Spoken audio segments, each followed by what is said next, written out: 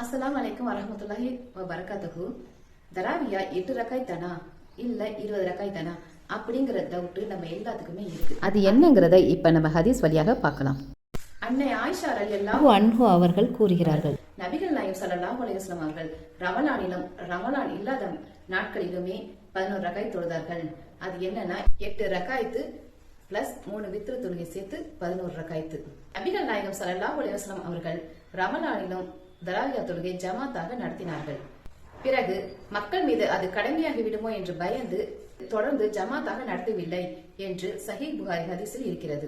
Umar ரலியல்லாஹு அன்ஹு அவர்கள் மக்களை 20 ரக்காய் தொழ வைத்தார்கள் என்று முவத்தா மாலிக் அந்த ஹதீஸில் இருக்கிறது. அதனால் 8 ரக்காயத்துக்கும் ஆதாரம் இருக்கிறது, 20 ரக்காயத்துக்கும் ஆதாரம் இருக்கிறது. எண்ணிக்கைக்காக சண்டை வேண்டாம்.